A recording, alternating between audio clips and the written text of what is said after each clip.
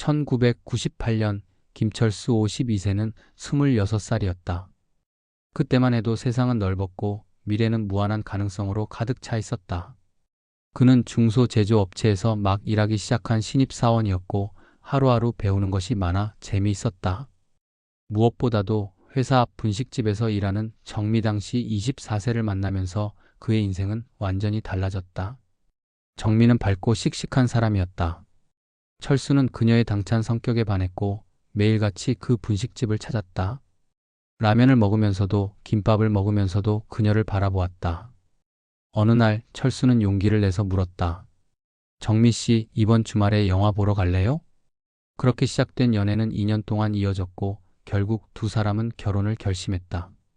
하지만 결혼이 쉬운 일이 아니었다. 당시 철수의 월급은 90만 원이었다. 정미는 분식집을 그만두고 백화점 판매직을 시작했다. 두 사람의 월급을 합쳐도 200만 원이 채 되지 않았다. 결혼식 비용을 마련하기 위해 철수는 야근을 밥 먹듯이 했다. 주말에도 공장에서 추가 근무를 했다.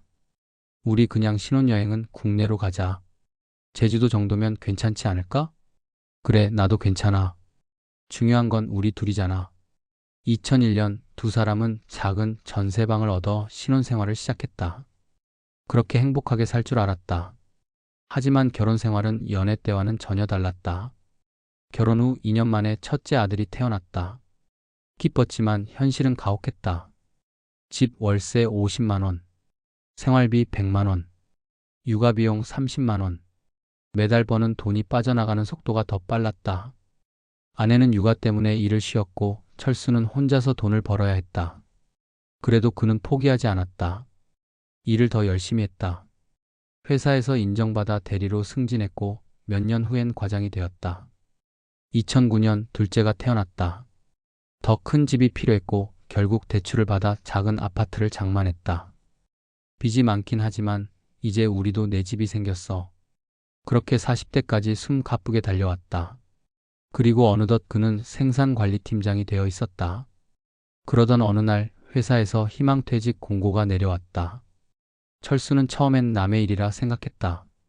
하지만 부서장과의 면담에서 그는 현실을 깨달았다. 철수 씨, 이번에 희망퇴직 신청하면 위로금이 많아요. 고려해보세요. 전 아직 일할 수 있습니다. 물론이죠. 하지만 이제 후배들에게 기회를 줘야 하지 않겠어요? 그 말이 머릿속을 맴돌았다. 철수는 집에 와서 한참을 고민했다. 퇴직금을 받으면 빚을 줄일 수 있다. 하지만 다시 일할 곳이 있을까?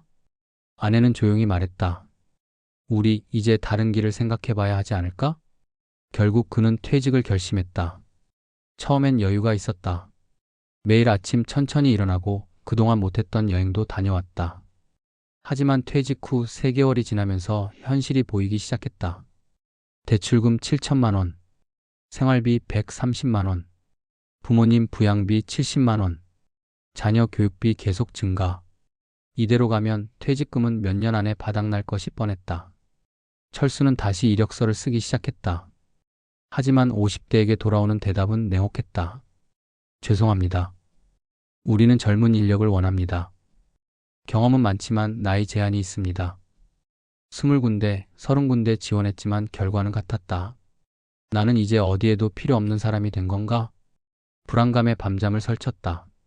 그때 예전에 함께 일했던 동료가 연락을 해왔다. 철수 형, 혹시 산업안전관리사 자격증 들어봤어? 아니, 그게 뭐야? 형 같은 제조업 경력자한테 딱이야. 안전관리자가 되면 재취업도 쉽고 기업에서도 많이 필요해. 철수는 바로 국비 지원 교육을 찾아봤다. 마침 정부에서 퇴직자를 위한 지원 프로그램이 있었다. 처음에는 공부가 쉽지 않았다. 하지만 포기하지 않았다. 새벽까지 인터넷 강의를 듣고 필기시험을 준비했다. 그리고 3개월 후 그는 산업안전관리사 자격증을 취득했다. 자격증을 따자 상황이 달라졌다. 작은 중소기업에서 계약직 안전관리자로 그를 채용했다. 비록 예전보다 월급은 줄었지만 다시 수입이 생겼다. 그리고 그는 한 가지 더 도전했다. 산업안전 강의를 시작한 것이다. 처음에는 작은 학원에서 시작했지만 점점 기업 강의 요청도 들어왔다. 마이너스. 지금 철수는 후배들에게 이렇게 말한다. 퇴직은 끝이 아니라 새로운 시작이야. 나이 때문에 포기하지 말고 내가 할 수 있는 걸 찾아봐야 해. 이제 그는 안전관리자와 강사로 일하며 경제적으로 안정을 되찾았다. 퇴직금은 일부는 대출을 갚고 일부는 노후를 위해 투자했다. 이제는 회사가 내 인생을 정하는 게 아니야. 내가 내 인생을 선택하는 거지. 그는 오늘도 출근한다. 하지만 이번엔 더 당당한 걸음으로